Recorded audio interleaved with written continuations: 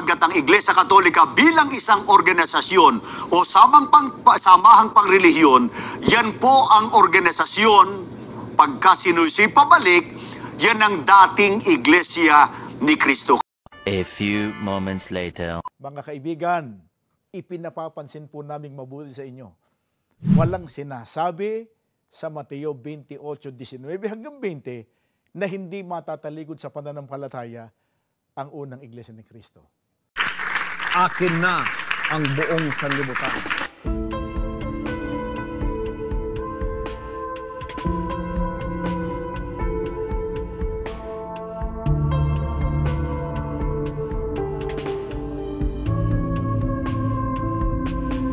Inutil! Tarantado!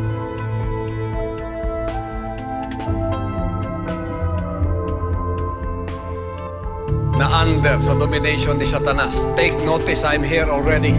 Ako po si Gabon. At ito ang Factbusters!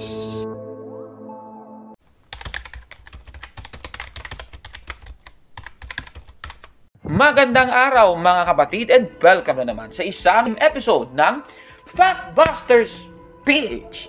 Alam naman natin nung nakaraang episode ay natalakay po natin yung pag-amin ng mga taga-Iglesia ni Cristo ni Manalo na ang Iglesia Katolika, kung ipapaulong babalik, yan po ang dating Iglesia ni Cristo na itinayo sa Jerusalem. Ito, pakinggan natin yung pag-amin muli ni Michael Sandoval. Ang Iglesia Katolika bilang isang organisasyon o samahang pangrelihiyon, yan po ang organisasyon pagka sinusi pabalik, yan ang dating Iglesia ni Kristo. Pero alam naman po natin mga kababayan na kanilang sinasabi na itong iglesia na itinayo ng ating Panginoong Kristo sa Jerusalem, yan daw po ay natalikod nung namatay na ang mga apostol. Ito, pakinggan natin si Michael Sandoval, mga kapatid. Okay. Pinatunayan po natin na yung iglesyang itinayo ng Panginoong Kristo na nagsimula sa Jerusalem, yung po ay natalikod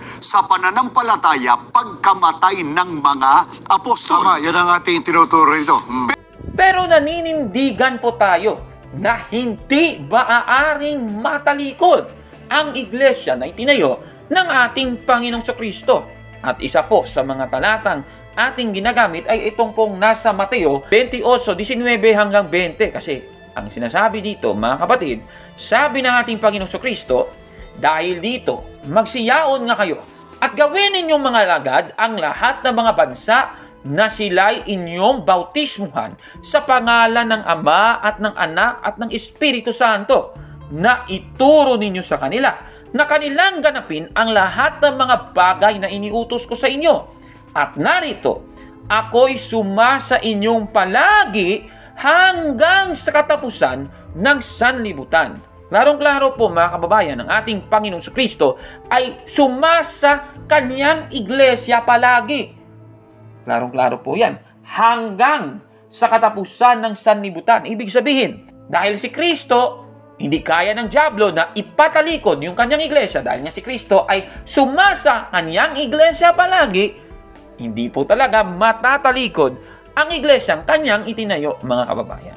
Alam naman yan ng mga ministro ni Manalo. Ito, pakinggan ninyo si Victor Sandoval sa kanyang programang Ang Pagbubunyag. Ito, pakinggan ninyo yung kanyang pagbubunyag daw. Isa pa po sa mga pinagbabatayan ng Iglesia Katolika, sa kanilang paniniwala at paninindigan na wala ron naganap na pagtalikod sa unang Iglesia ni Kristo ay ang nakasulat dito po sa Mateo 28:19 hanggang 20. Buti basahin natin muli ang nilalaman ng talata. Dahil dito magsiyaon nga kayo at gawin ninyong mga alagad ang lahat ng mga bansa, na sila'y inyong bautismuhan sa pangalan ng Ama at ng Anak at ng Espiritu Santo, na ituro ninyo sa kanila na kanilang ganapin ang lahat ng mga bagay na iniutos ko sa inyo. At narito, ako'y sumasa inyong palagi hanggang sa katapusan ng sanlibutan. Mga kaibigan, ito po ay pahayag ng ating Panginoon Kristo. Paano binibigyang pakahulugan ng Iglesia Katolika Romana ang pahayag na ito ng ating Panginoon Kristo sa Mateo 28:19 hanggang 20. Aklat ng Iglesia Katolika ang babasahin natin. Dito naman po sa The Faith of Our Fathers, tinagalog po ito ni Rufino Alejandro.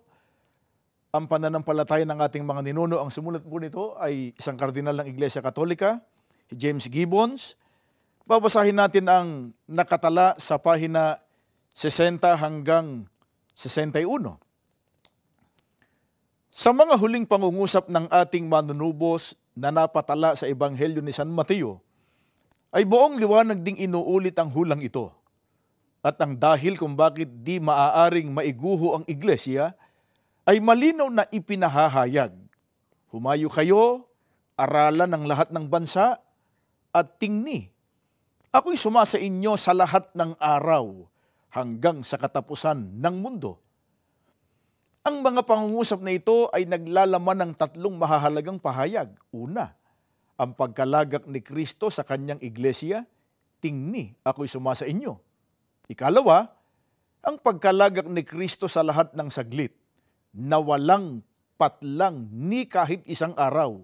Ako'y sumasa inyo sa lahat ng araw. Ikatlo, ang kanyang pamamalagi hanggang sa katapusan ng mundo. At dahil dito'y ang habang panahong pamamalagi ng iglesia hanggang sa katapusan ng mundo. Kaya ang argumento po ng mga depensor Katoliko, paano raw matatalikod? Paano raw mawawala ang mga kaanib sa tunay na iglesyang itinatag ng Panginoon Jesucristo noong unang siglo, gayong may pangako ang Panginoon Jesucristo na sasamahan niya ang kanyang mga alagad hanggang sa katapusan ng mundo. Kaya nga, kung uulitin po natin yung binasang aklat ng Iglesia Katolika, ang sabi ron panghabang panahon ang pamamalagi ng iglesia hanggang katapusan ng mundo. Yan daw po ang kahulugan ng sinabi ng ating Panginoon Jesucristo na ipinahayag niya sa Mateo 28:19 hanggang 20. Ayan. So, kanya pong binasa yung aklat, mga kapatid, yung nasa ang pananampalataya ng ating mga ninuno. At alam naman natin, ginamit po yung Mateo 28:19 hanggang 20. So, ano ba ang sinasabi ng ministro ng INC ni Manalo sa kanyang programang Ang Pagbubunyag tungkol po sa paggamit ng Iglesia Katolika sa nasabing talata? Para sabihin, hindi raw natalikod ang iglesia na itinayo ng ating Panginoong Jesucristo. Ito po, pakinggan niyo yung kanilang paninindigan na. Ito, pakinggan niyo mga kapatid. Puntahan natin yung kanilang isa pang ginagamit na batayan, yung Mateo 28:19 hanggang 20, na may sinabi ang Panginoon Jesucristo na ako'y sumasa inyong palagi hanggang sa katapusan ng sanlibutan. Ano po kanilang konklusyon? Hindi raw matatalikod ang unang iglesia. Balikan muna natin yung sinasabi ng talata, Mateo 28:19 hanggang 20. Suriin po nating mabuti ang nilalaman ng talata. Dahil dito, magsiyaon nga kayo at gawin ninyong mga alagad ang lahat ng mga bansa, na sila inyong bautismuhan sa pangalan ng Ama at ng Anak at ng Espiritu Santo, na ituro ninyo sa kanila na kanilang ganapin ang lahat ng mga bagay na iniutos ko sa inyo. At narito, ako'y sumasa inyong palagi hanggang sa katapusan ng sanlibutan. Mga kaibigan, ang kausap dito ng ating Panginoon Jesucristo ay ang kanyang mga apostol. Ano po sinabi ng Panginoong Jesucristo sa kanyang mga apostol? Ang sabi niya, narito, ako'y sumasa inyong palagi hanggang sa katapusan ng sanlibutan. Tanong mga kaibigan, napakadali hong sagutin. Namamalagi po bang buhay ang mga apostol hanggang sa katapusan ng sanlibutan? Gaya po ng alam natin, unang siglo pa lang namatay ng mga apostol. Kaya alamin natin, batay din po sa katotohanan ng itinuturo ng Biblia, alin po kung gayon, ang sasamahang palagi ng Panginoon Jesucristo hanggang sa katapusan ng sanlibutan. Ang sabi ng binasa natin, ang turo o ang aral niya na itinuro ng mga apostol. At rin po ang namamalagi hanggang sa katapusan ng sanlibutan. Ang sabi niya, kanilang ganapin ang turo na iniutos ko sa inyo. Siguro po itatanong ninyo, paano kayang mangyayaring ang mga turo o aral ng Panginoong Jesucristo ay mamalagi hanggang sa katapusan ng sanlibutan? Ang sagot, mga kaibigan, ay pinatutunayan ng Apostol Pablo sa Roma, dito po sa 15, ang talata po ay 4. Sapagkat ang anumang mga bagay na isinulat ng una ay nangasulat dahil sa ikatututo natin, upang sa pamamagitan ng pagtitiis at pag-aliw ng mga kasulatan ay mangagkaroon tayo ng pag-asa. Mga kaibigan, na malagi ang turo o aral ng ating Panginoong Jesucristo na itinuro ng mga apostol sa pamamagitan po ng turong isinulat sa mga banal na kasulatan o sa Biblia. Isa pang tanong, hanggang kailan mamamalagi ang mga aral na nakasulat po sa banal na kasulatan? Si Apostol Pablo pa rin ang magtuturo sa atin at magbibigay ng kasagutan sa ating katanungan. Unang Korinto 10, ang talatay 11. Ang mga bagay na ito ngay nangyari sa kanila na pinakahalimbawa at pawang nangasulat sa pagpapaalaala sa atin ng mga dinatnan ng katapusan ng mga panahon. Napansin po ba niyo, mga kaibigan, ng sagot sa atin ng Biblia?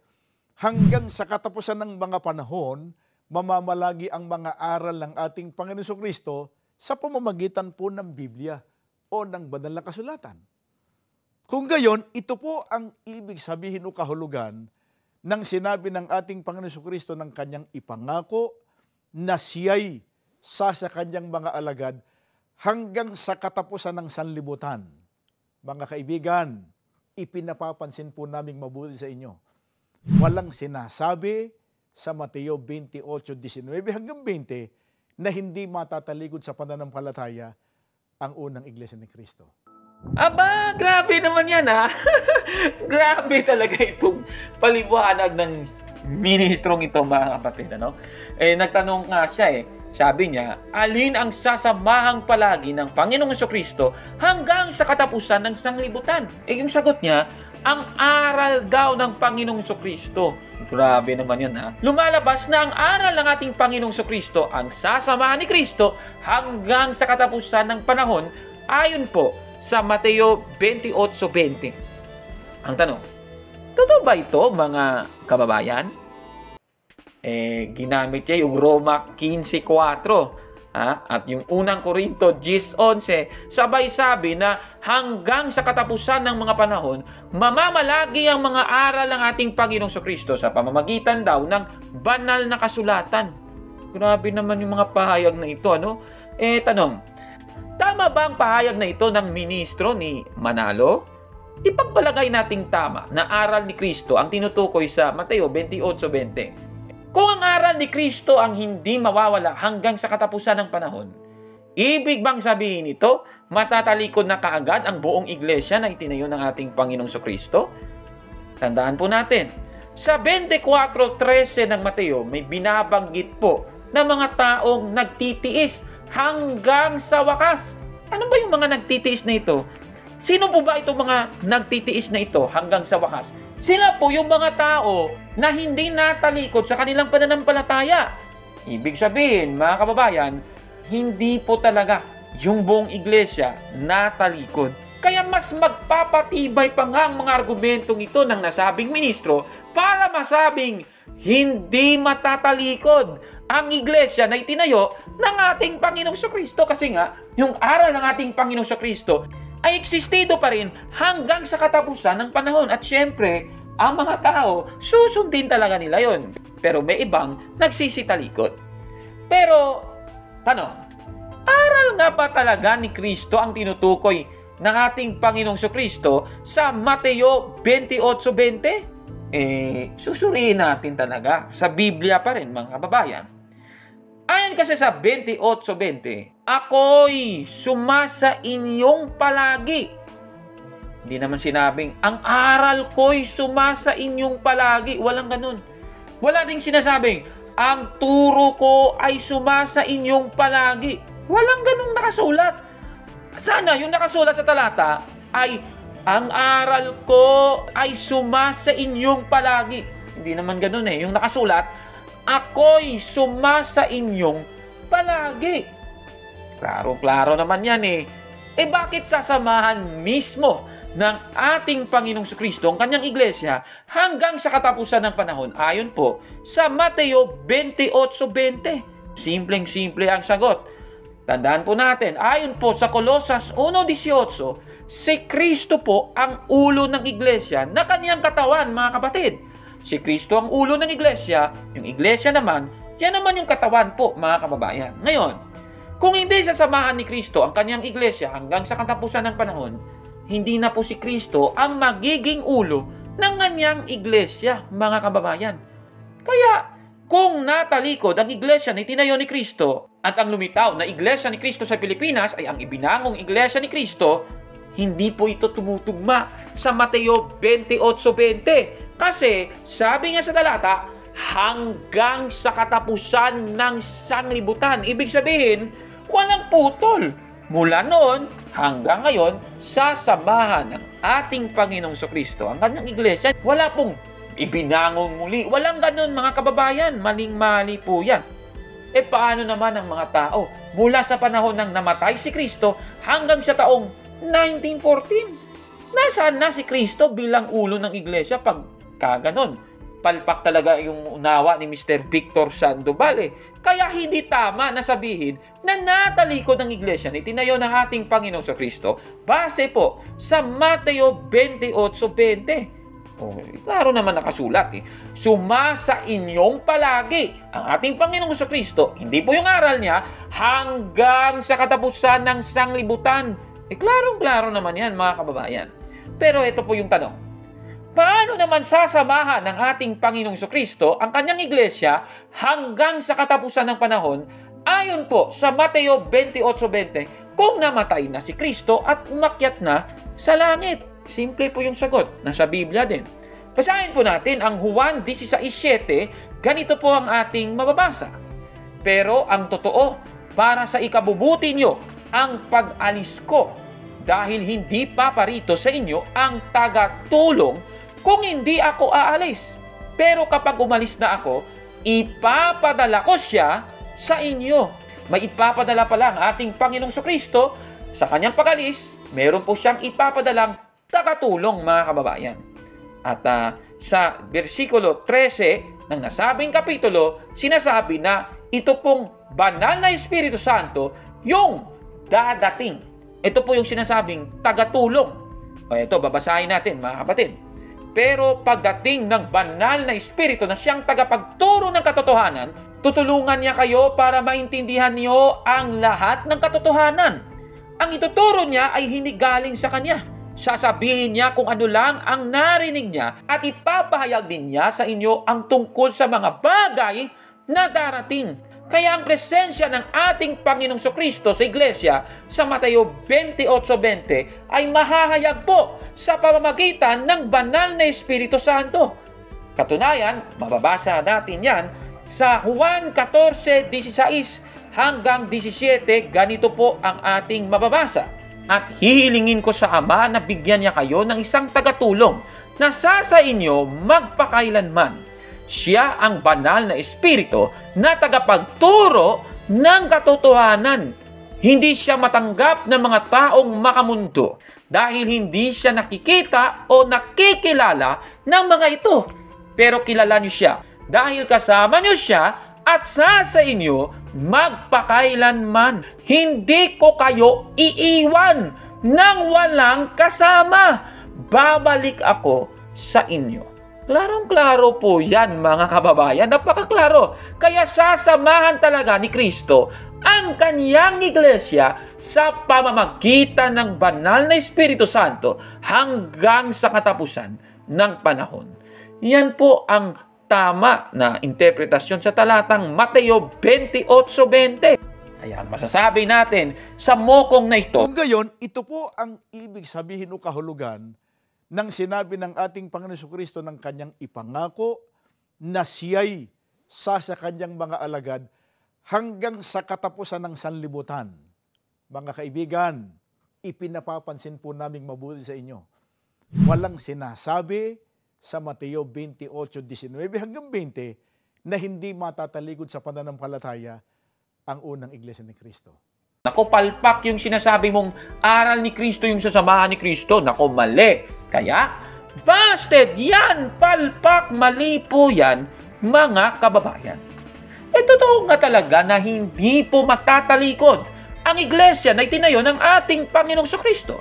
Katunayan, sa Juan 27 hanggang 28, sinasabi po dito, "Dinirinig ng aking mga tupa ang aking tinig, at sila'y aking nakikilala, at sila'y nagsisisunod sa akin, at sila'y binibigyan ko ng walang hanggang buhay, at kailanmay hindi sila malilipol, at hindi sila aagawin ng sinuman sa aking kamay." Kaya hindi po malilipol ang mga sumusunod kay Kristo, kaya hindi po matatalikod ang buong iglesia na itinayo ng ating Panginoong Kristo. Mga kababayan, alam naman po ni Mr.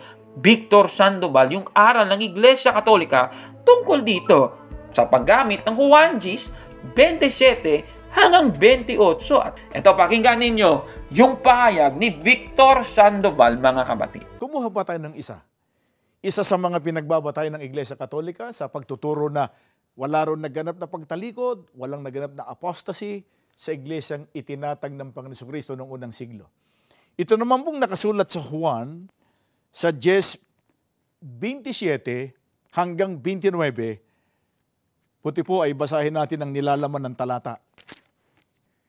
"Dinirinig ng aking mga tupa ang aking tinig, at sila'y aking nakikilala, at sila'y nagsisisunod sa akin. At sila'y binibigyan ko ng walang hanggang buhay, at kailanmay hindi sila malilipol, at hindi sila aagawin ng sinuman sa aking kamay. Ang aking Ama na sa kanila ay nagbigay sa akin ay lalong dakila kaysa lahat, at hindi sila maaagaw ninuman sa kamay ng Ama." Mga kaibigan, ang binasa po namin sa inyo ay pahayag ng ating Panginoon Kristo tungkol sa kanyang pagmamalasakit sa kapakanan ng iglesia na kanyang itinayo, ng kanyang mga hinirang. Ganon din ang pagmamalasakit ng Ama sa kapakanan ng mga hinirang niya. Kaya ano pong argumento muli ng Iglesia Katolika Romana? Kaya tanong ho nila, paano raw matatalikod sa pananampalataya ang iglesia noon, samantalang ipinahayag ng ating Panginoon Kristo na ang kanyang mga tupa ay hindi malilipol ni maaagaw ninuman sa kamay nila ng Ama. Nako, alam ninyo mga kababayan, yan naman talaga ang aral ng Iglesia Katolika. Yung mga tupang sumusunod sa ating Panginoong Kristo, nakasali pa rin sa iglesia na itinayo ng ating Panginoong Kristo, hindi po yun matatalikod, mga kababayan.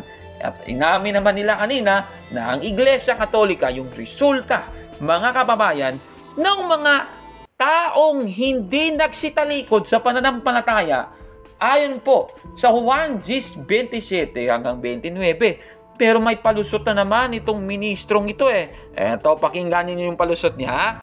Kaya ano pong argumento muli ng Iglesia Katolika Romana? Kaya tanong ho nila, paano raw matatalikod sa pananampalataya ang iglesia noon, samantalang ipinahayag ng ating Panginoon Kristo na ang kanyang mga tupa ay hindi malilipol ni maaagaw ninuman sa kamay nila ng Ama. Ano po kahulugan nun? Pakinggan po ninyo. At babasahin namin ng kasagutan dito po sa Juan 27 hanggang 28. "Dinirinig ng aking mga tupa ang aking tinig, at sila'y aking nakikilala, at sila'y nagsisisunod sa akin. At sila'y binibigyan ko ng walang hanggang buhay, at kailanmay hindi sila malilipol, at hindi sila aagawin ng sinuman sa aking kamay." Mga kaibigan, napakahalagang tanong, sinong mga tupa o mga alagad ng ating Panginoon Kristo ang pinatutunayan na hindi malilipol, hindi maaagaw sa kamay ng ating Panginoon Diyos at ng ating Panginoon Kristo? Nasa talata rin po mga kaibigan eh. Ayon po sa binasa natin talata, ang sabi ng ating Panginoong Kristo, silang wika ay nakikinig at sumusunod sa kanyang tinig o sa kanyang aral. Yun ang kondisyon para ang kanyang mga alagad ay hindi malipol, hindi matalikod, hindi maagaw ng sinuman. Ang kailangan po ay magpatuloy sa pagsunod. Yun din po ang pinatutunayan ng ating Panginoong Kristo ng mga alagad niya, mga hinirang niya, na hindi po kailanman babagsak. Gaya ng ating mababasa dito po sa Mateo 7:24 hanggang 25. Kaya't ang bawat dumirinig ng aking mga salitang ito at ginaganap ay matutulad sa isang taong matalino na itinayo ang kanyang bahay sa ibabaw ng bato. At lumagpak ang ulan at bumaha at humihip ang mga hangin at hinampas ang bahay na yaon. At hindi nabagsak sapagkat natatayo sa ibabaw ng bato. Minsan pa mga kaibigan, pinatutunayan po sa mga talatang binasa natin na ang mananatili sa pagsunod sa ating Panginoon Kristo, sa mga aral ng ating Panginoon Diyos, ang hindi babagsak. Hindi po sila man kailanman mapapahamak, hindi sila malilipol. Paano po yung mga hindi naman sumunod? Yung mga hindi susunod sa kanyang tinig o sa kanyang aral? Ano pinatutunayan ng ating Panginoon Kristo? Sa karugtong lang ng mga talata sa 26-27, ganito pinatutunayan. At ang bawat dumirinig ng aking mga salitang ito at hindi ginaganap ay matutulad sa isang taong mangmang na itinayo ang kanyang bahay sa buhanginan at lumagpak ang ulan at bumaha at humihip ang mga hangin at hinampas ang bahay na iyon at nabagsak at kakilakilabot ang kanyang pagkabagsak. Mga kaibigan, pinatutunayan po dito ng ating Panginoong Kristo na ang hindi susunod sa kanyang utos o sa kanyang mga aral ay tiyak nababagsak at kakilakilabot ang pagkabagsak. Kaya mali ang pagkaunawa ng Iglesia Katolika na dahil daw sa binanggit ng ating Panginoong Kristo na hindi babagsak ang iglesyang itinayo niya, eh wala rin magaganap na pagtalikod. Ang tinutukoy po ng ating Panginoong Kristo, mga kaibigan, na hindi babagsak sa kanyang mga alagad o mga hinirang ay ang mananatili sa pagsunod sa kanyang mga utos. Nako, grabe naman yan mga kababayan ha. Ayon po kay Victor Sandoval, ang mga hindi malilipol ay ang mga nakikinig sa aral ng Diyos. Yung nakikinig at sumusunod sa kanyang aral, yung tinutukoy na hindi daw malilipol. Wala naman po tayong tutol dito mga kababayan sabi naman talaga sa talata, at kailan may hindi sila, yung sila, itong tupa na nakikinig sa kanyang tinig, sa tinig ng ating Panginoong Kristo, at nakikilala sila ng ating Panginoong Kristo, mga kababayan. Kaya nga ito ang patunay na hindi pwedeng ang buong iglesia ay matalikod. Pero ang sabi niya mali pa rin yung pagkaunawa ng Iglesia Katolika. Naku, grabe naman yan mga kababayan. Hindi pala niya nauunawaan yung sinasabi niya Nako hindi pala niya nauunawaan. Hindi naman lahat ng nasa loob ng iglesia ay malilipol, Mr. Victor Sandoval. Nako, talaga namang pangapalpak ito. Sabi nga sa Mateo 24:10-13, marami yung tatalikod sa kanilang pananampalataya. Pero pag sinabi mang marami, lahat na, yung buong iglesia na, hindi. Kasi nga, may mananatiling tapat hanggang wakas. Sila itong hindi tumalikod sa pananampalataya, sila itong naging kasama pa rin ng iglesia na itinayo ng ating Panginoong Kristo, sila itong hindi natalikod. At inamin na nga nila, yung produkto po, mga kababayan, ng unang iglesia ni Kristo, yan po daw ang Iglesia Katolika.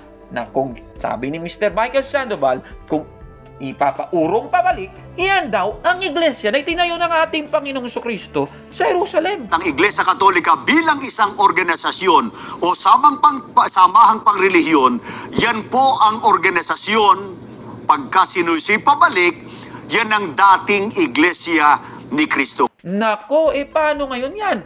Palpak pala at mali yung paninindigan ng mga depensor ni Manalo pag ganun. Nako dito po sa pagkaunawa niya, hindi niya talaga naunawaan.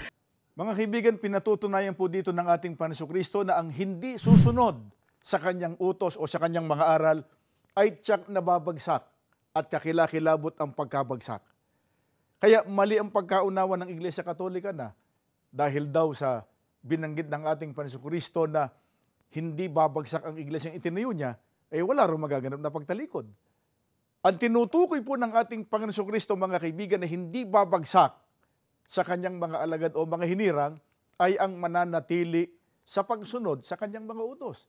Sarili niya yung kaniyang binasted kaya busted yan, mali pa daw yung pagkaunawa. Palpa ka lang talaga. Nako ang tanong, napatunayan ba niya na matatalikod ang iglesia na itinayo ng ating Panginoong Jesucristo noong unang siglo? Ayon sa Biblia, hindi niya napatunayan yan, mga kababayan. Ang tanong, sino ba talaga ang iilan na tatalikod? Dito po sa Mateo 24:10 hanggang 11, marami ang tatalikod sa kanilang pananampalataya. Marami ang magpapanggap na propeta at ililigaw ang mga tao. Ang tanong, sino ba yung tatalikod na mga propeta at yung mga taong sasama sa mga nasabing propetang ito? Basahin natin, mga kababayan. Ito po, straight sa Biblia. Unang Juan 4:1 hanggang 3. Ito, babasahin po natin. Sa salina Amplified Bible Expanded Edition, ganito po ang ating mababasa. Beloved, do not believe every spirit speaking through a self-proclaimed prophet.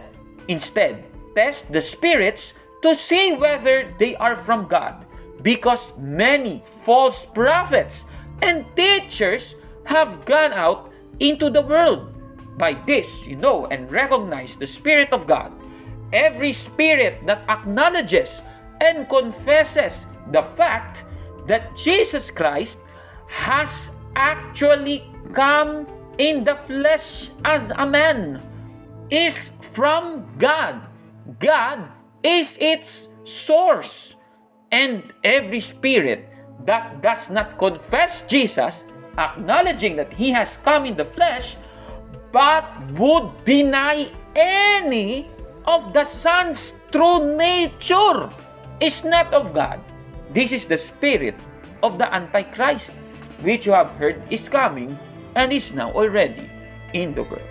Kung yung propeta ay nagsasabi na ang ating Panginoong Jesucristo ay hindi dumating sa laman, syempre, ang ating Panginoong Jesucristo, bago siya dumating bilang laman sa lupa, meron siyang isang kalikasan. Kasi nga sabi dito, but would deny any.